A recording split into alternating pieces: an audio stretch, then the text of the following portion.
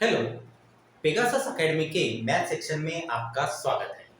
और आज हम पढ़ेंगे डिफरेंशियल इक्वेशन, जिसका टाइप होगा लीनियर डिफरेंशियल इक्वेशन।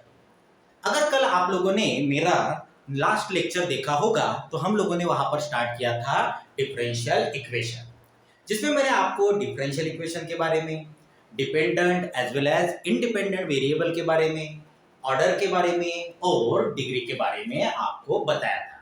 जैसे कि डिपेंडेंट वेरिएबल का मतलब होता है वो वेरिएबल जिसको हम लोग एक तो डिफरेंशिएट करने वाले हैं या इंटीग्रेट करने वाले हैं। As well as independent variable उसका जस्ट उल्टा होगा, यानी उसके पास पावर होगी डिफरेंशिएट या इंटीग्रेट करने की। उसके बाद मैंने आपको बताया था ऑर्डर ऑफ डिफरेंशियल इक्वेशन, यानी अगर हमारे पास डिफरेंशियल इक्वेशन है तो उसका हाईएस्ट ऑर्डर डेरिवेटिव क्या है वो चेक कीजिए और उस पर ही आपका होगा उसका order. And then degree, degree में भी बिल्कुल वही कॉन्सेप्ट।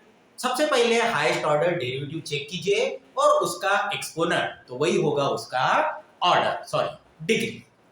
आज हम बात करने वाले हैं डिफरेंशियल इक्वेशन जो कि है first order and first degree. तो इसका सिंपल मतलब होगा कि जो डिफरेंशियल इक्वेशन जिसका ऑर्डर भी वन होगा और डिग्री भी वन होगी, तो उसमें पहला टाइप आता है लीनियर डिफरेंशियल इक्वेशन। अब से मैं डी लिखूंगा या डी इक्वेशन लिखूंगा, इसका सिंपल मतलब होगा डिफरेंशियल इक्वेशन। तो थ्योरी पर न जाते हुए हम लोग डायरेक्टली बात करेंगे जनरल फॉर्म की। जैसे कि लीनियर डिफरेंशियल इक्वेशन का जनरल फॉर्म होगा dy by dx plus py is equal to q। अब ध्यान देने वाली बात यह है कि यहां पर y होगा डिपेंडेंट और x होगा इंडिपेंडेंट। तो ध्यान से देखिए। तो सबसे पहले हम लोग ध्यान देंगे सिर्फ dy by dx पर। यहां पर y है इसलिए यहां पर y, क्योंकि यहां पर डिपेंडेंट वेरिएबल y और independent variable x। Independent x होने की वजह से उसके पास पावर रहेगा डिफरेंशिएट या फिर इंटीग्रेट करने का, इसलिए p and q both are either function of x या फिर कांस्टेंट। अच्छे से समझिए, यहां पर x है, इसका मतलब इंडिपेंडेंट वेरिएबल है x, उसी वजह से ये जो p एंड q जो फॉर्म लिया गया है या जनरल फॉर्म में जिसका काम है वो एक तो फंक्शन ऑफ x होंगे या फिर कांस्टेंट होंगे। अब इसको सॉल्व कैसे करें? तो सबसे पहले आपको निकालना पड़ेगा इंटीग्रेटिंग फैक्टर। यहां पर मैंने if लिखा है जिसका एक्चुअल मतलब होता है इंटीग्रेटिंग फैक्टर, जो बहुत ही इजी है, जिसका फार्मूला होगा e to the power integral p dx। e to the power integral p dx, क्योंकि p is a function of x और कांस्टेंट नेचुरली वो इंटीग्रेट होगा विद रिस्पेक्ट टू x। यानी dy by dx हो तो integrating factor होगा e to the power integral p dx और उसके बाद सॉल्यूशन, सॉल्यूशन होगा y इनटू इंटीग्रेटिंग फैक्टर, यहां पर डॉट का मतलब multiplication, so y into integrating factor that is equal to integration q into integrating factor dx। यानी यहां पर अब इस टॉपिक जब भी मैं स्टार्ट करता हूं यहां पर इंटीग्रेशन का रोल रहेगा, तो जल्द से जल्द आप लोग इंटीग्रेशन के स्टैंडर्ड फार्मूले याद कर लीजिए। बहुत सारा रहता है इसलिए स्टैंडर्ड फार्मूले जल्द से जल्द आप लोग इंटीग्रेशन के जल्द से जल्द फार्मूले याद करना चालू कर दीजिए।